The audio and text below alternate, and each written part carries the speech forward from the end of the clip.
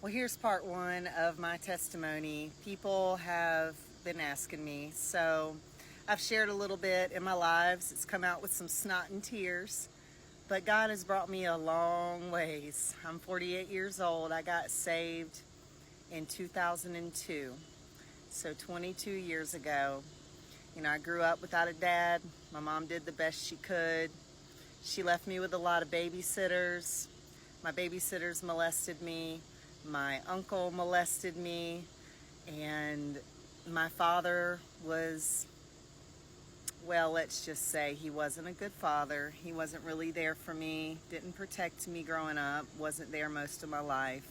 And so when I was 15 years old, I got pregnant. And, I was looking for daddy's love in boys. And because I had already been sexually abused, that's what I believed I was the only thing I was able to do to, I guess, show love and acceptance to someone was just give them sex. And I got pregnant at 15 years old. And my mom took me immediately to the abortion clinic because that's the answer. Well, it was for her, and I didn't question it. Had an abortion at 15. I just remember it being very cold, and it was like I was having an outer body experience. I didn't really understand what was going on. But it caused me to have some very deep-rooted resentment towards my mom for a very long time. It was subconscious, when we're created to have children, but you're immature and you don't know what it's like to be a mom, and you have a baby sucked out of you. It can cause a lot of issues. And she was the one that dropped me off.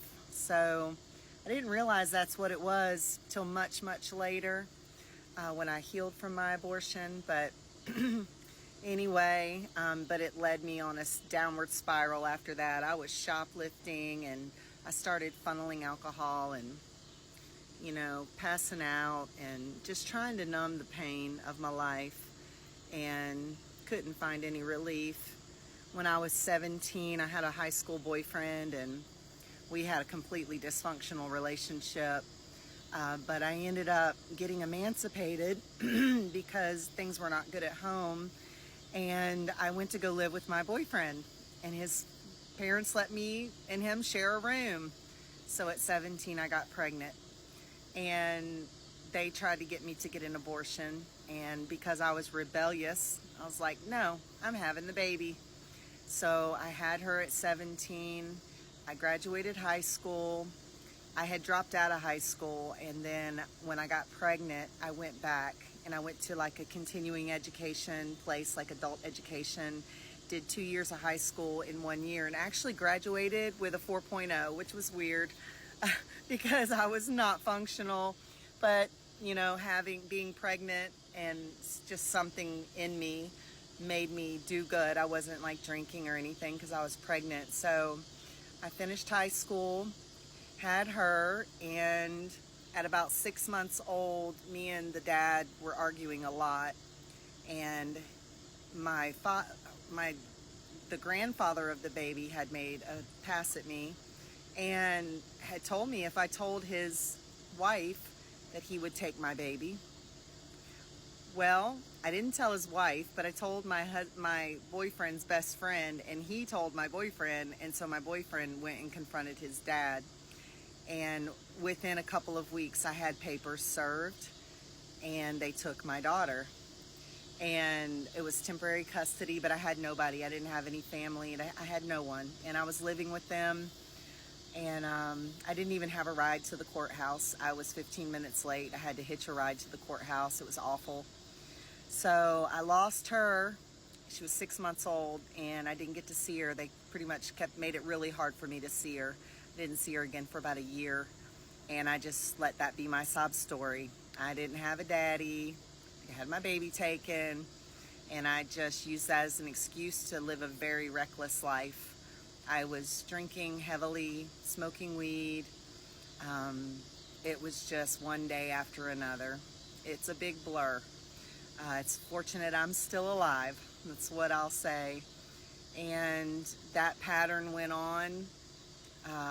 Went down to Miami, Florida. It's fortunate I didn't get sold into some sex slave industry because I was alone. I had no family. Nobody knew where I was. And the crowd that I was around could have very well happened. I even had someone one time saying they would pay for me to go pick up some drugs from Amsterdam and pay me some really good money. And I ended up upsetting that person to where they didn't want nothing to do with me, but that was the grace of God even on my life then, because I don't really know. I could have went to Amsterdam and never come back. Like, I have no idea what that was really all about, but I thank God that I didn't go. And so many instances I should have been in prison, and just the things I was around, it was just, illegal. Just put it that way. And the last year before I got saved, I started really searching for God. And I was like, God, if you're real, I'd be sitting in the bar bathroom at like 1 a.m. and I'd be like, if you're real, God, please help me quit drinking. And I'd wake up every day. I really just did not want that lifestyle, but I couldn't stop. And I would wake up every day and be like, today I'm going to be a good girl. And by 5 o'clock, I was at happy hour getting my free chicken wings because I knew where every happy hour was. I was broke and it was free food.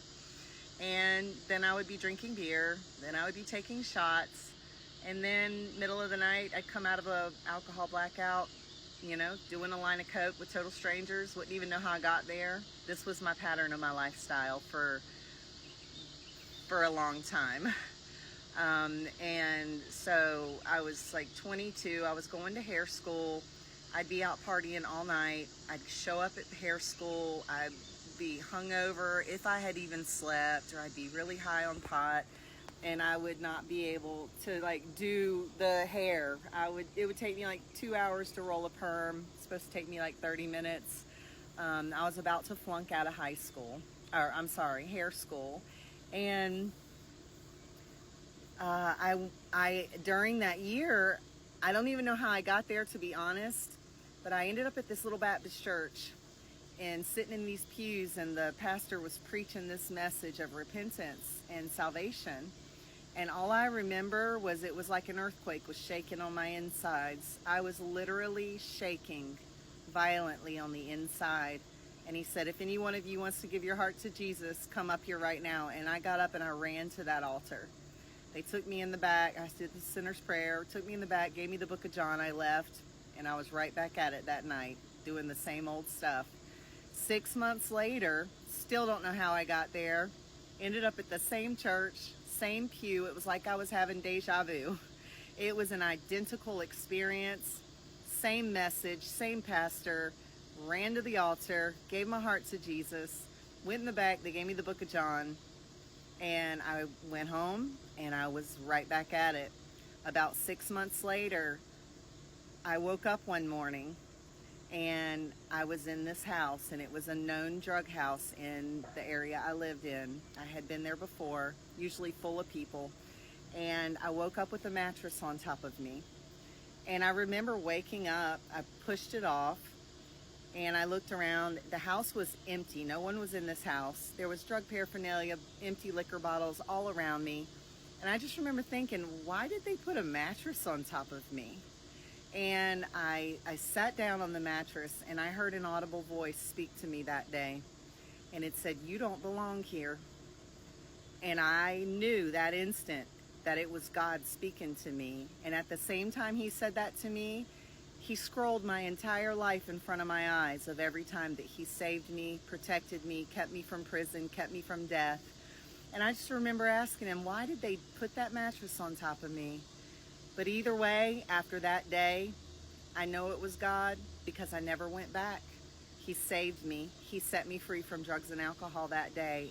And I have served him ever since. So that's part one of my testimony. I'll see you again.